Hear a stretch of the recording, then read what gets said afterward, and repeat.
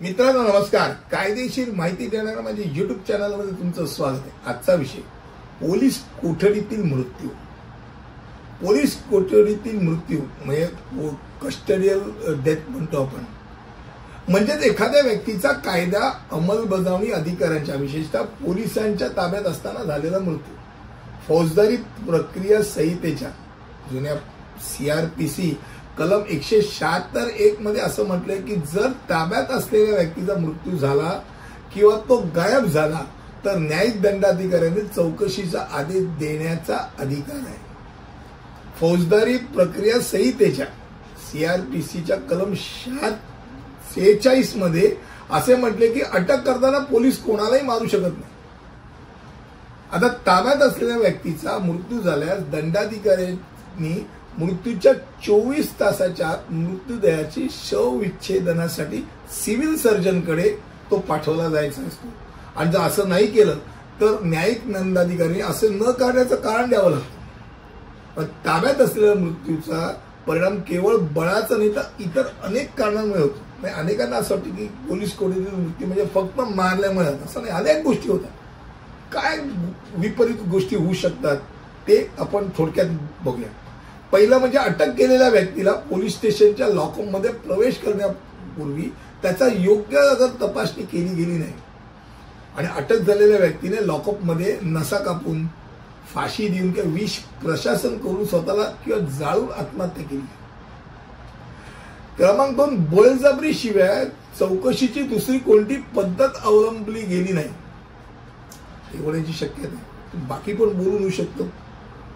क्रमांक 3, जर चौकशी अधिकारी यातला स्वतःला काहीतरी कौटुंबिक समस्या असते, घरी वाद घालून आलेला आहे, बायको मुलांनी काहीतरी भांडण केलं, तो त्याचा राग किंवा ड्युटी एवढी लांबली, झोप नाही अपुरी, त्याचा राग, तो राग कदाचित कधी कधी कोठडीतल्या त्या आरोपीवरती काढला जाऊ शकतो आणि त्यामुळे काही होऊ शकतं. त्यानंतर 4, त्याच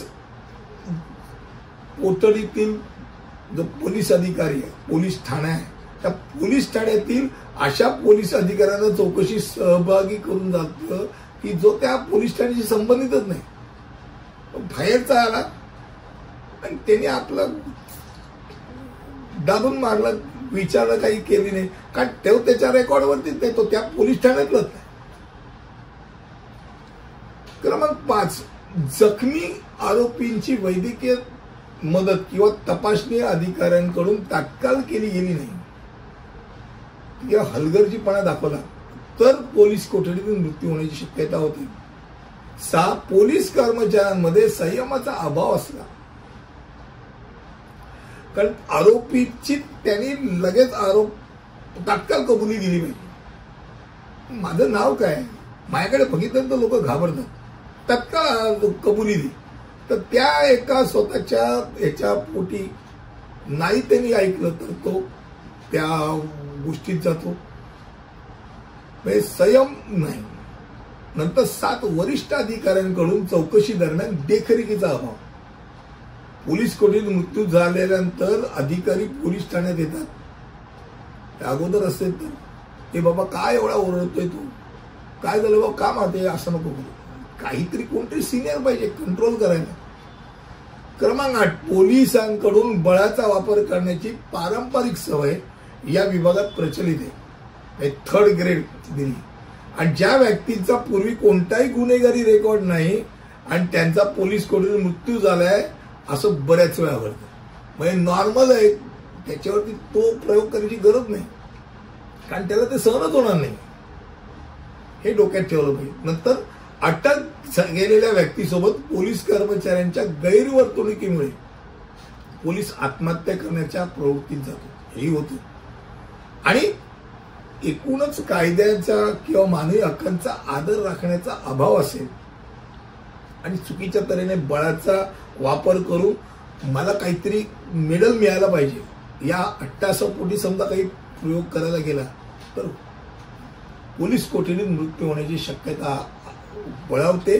हे टाळलं तर पोलीस कोठडीतील मृत्यू होत नाही.